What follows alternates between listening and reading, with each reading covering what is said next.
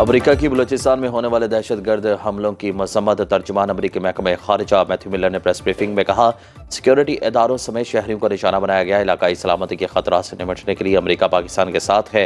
दहशतगर्दी के खिलाफ जंग में पाकिस्तान के साथ खड़े रहेंगे। पाकिस्तान की तवानाई की कमी को पूरा करने में मदद करना अमेरिका की तरजीह है।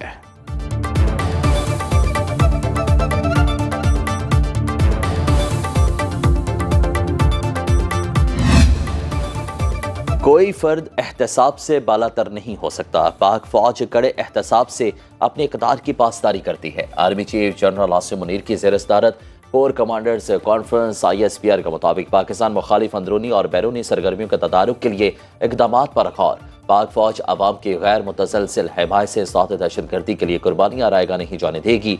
सिपा सालार ने कहा कि पाक फौज दहशतगर्दों, इंतशार पसंदों, जराइम पेशा माफिया के खिलाफ काम करती रहेगी। हुकूमत, इंतजामिया, कानून नाफिज करने वाले इदारों को जामे ताउन फराहम करने का अज़्म का अयादा, शहदा के एहसाल सवाब के लिए फातह ख्वानी, कश्मीर और फ़लस्तीन के मज़लूम मुसलमानों से यकजहती का इजहार।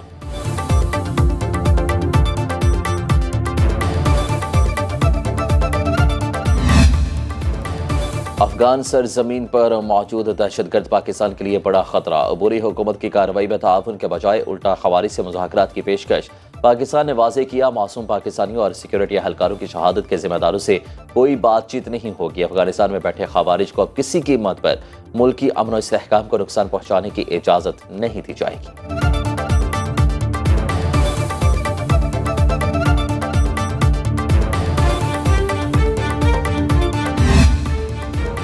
सिंध असेंबली का वफाकी हुकूमत से गैर कानूनी तारिकिन वतन को निकालने का मुतालिबा। गैर कानूनी गैर मुल्कियों को निकालने की तहरीक अल्तिवा मुतफिका तौर पर मंजूर। सूबाई वज़ीर दाखिला ज़ियाउल हसन लंजार ने कहा, सिंध अब गैर कानूनी तारिकिन वतन का बोझ बर्दाश्त नहीं कर सकता।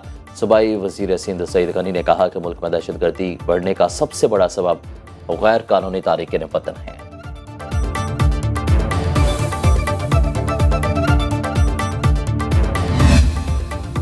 बलूचिस्तान असेंबली में दहशतगर्दी के खिलाफ मुतफिका करारदाद मंजूर। वज़ीर आला सरफराज बुगटी ने ऐवान से खिताब में कहा, दहशतगर्द कब से बलोच होने लगे, उनका किसी कौम और कबीले से ताल्लुक नहीं। हमारे दरवाजे मुज़ाकरात के लिए खुले हैं, मगर दहशतगर्दों से कोई बात नहीं होगी। हमें दहशतगर्द को दहशतगर्द कहना होगा। अब ये फैसले का वक्त है।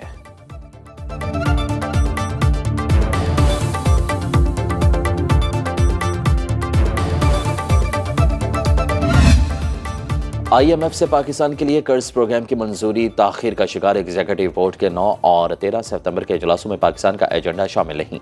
भूटान का 9 सितंबर और नॉर्वे का केस 13 सितंबर के इजलास में शामिल। पाकिस्तान को ताहाल बैरूनी फाइनेंसिंग गैप पूरा करने में मुश्किलात दरपेश। पेश की शराइत पूरी होने के बाद पाकिस्तान का एजेंडा शामिल होने का इम्कान। वफाकी हुकूमत IMF की तमाम शराइत पूरी करने के लिए पुरउम्मीद।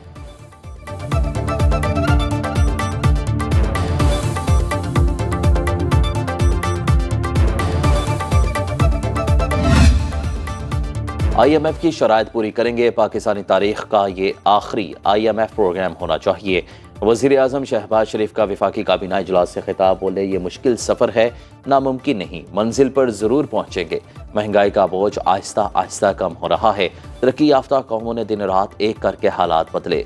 रोज़गार के मौके पैदा करना हमारी तरजीह। वफाकी काबीना ने 10 निकाती एजेंडे की मंजूरी दे दी।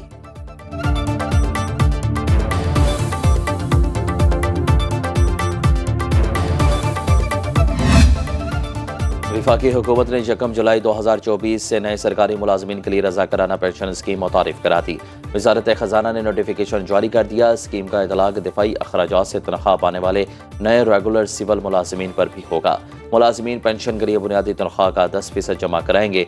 वफाकी हुकूमत बुनियादी तनख्वाह के 20% के मुसावी रकम जमा करवाएगी। स्कीम का इतलाक़ मुसल्लह अफवाज में नए तैनात होने वालों पर 1 जुलाई 2025 से किया जाएगा।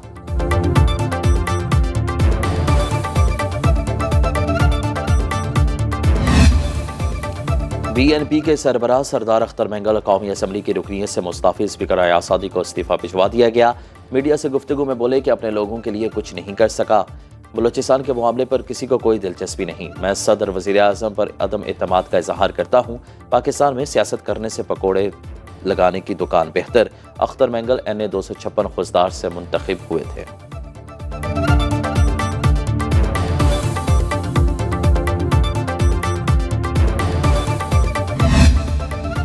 सुप्रीम कोर्ट के जजेस की तादाद 23 करने का बिल कौमी असम्बली में पेश। तरमीमी बिल नून लीग के दानियाल चौधरी ने ऐवान में पेश किया। बैरिस्टर गौहर अली की मुखालिफत, कहा इनके तहत ऐसी तरमीम सिर्फ हुकूमत ला सकती है। प्राइवेट मेंबर के बिल में सुप्रीम कोर्ट के जजेस की तादाद पर कानून साजी नहीं हो सकती। मुकदमात के इल्तवा के खात्मे के लिए वर्किंग डेज को बढ़ाना चाहिए। स्पीकर कौमी असम्बली ने बिल को फिलहाल मौखर कर दिया।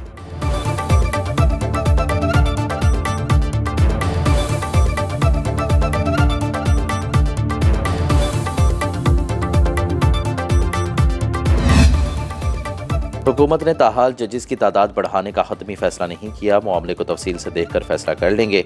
वज़ीर कानून आज़म नज़ीर तारड़ कहते हैं सुप्रीम कोर्ट के जजेस की तादाद 17, मुल्क की आबादी 25 करोड़ हो चुकी। पहले अंग्रेज जज बहरी जहाज़ों पर इंग्लिस्तान जाते थे, इसलिए सुप्रीम कोर्ट 60 दिन की 2 बार छुट्टियां करती थी। अब ये छुट्टियां कम होनी चाहिए।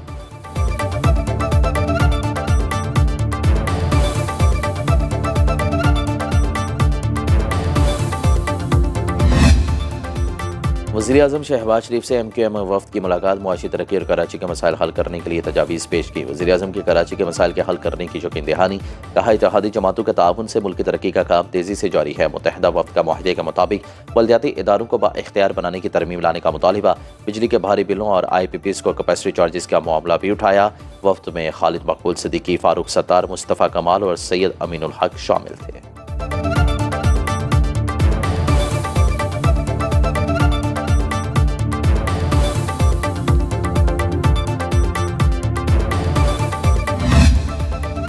खैबर पख्तूनख्वा काबीना में रद्दबदल का मामला खटाई में पड़ गया। गवर्नर फैसल करीम कुंडी ने ताहाल समरी पर दस्तखत नहीं किए। समरी में इख्तिशाम अली को मशीर, पीर मसूर गाजी को मुआवने खसूसी बनाने की सिफारिश। सुहेल अफरीदी, नेक मोहम्मद और हमायूं खान के नाम मुआवने खसूसी में शामिल। खैबर पख्तूनख्वा असम्बली में कमेटियाँ तश्कील दे दी गई। स्पीकर पब्लिक अकाउंट्स कमेटी के चेयरमैन होंगे।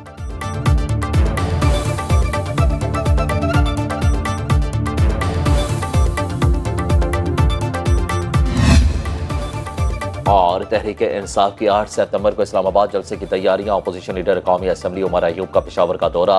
ISF को अहम टास्क सौंप दिया। वज़ीर आला खैबर पख्तूनख्वा अली अमीन गंडापुर जलसा कामयाब बनाने के लिए खुद मैदान में आ गए।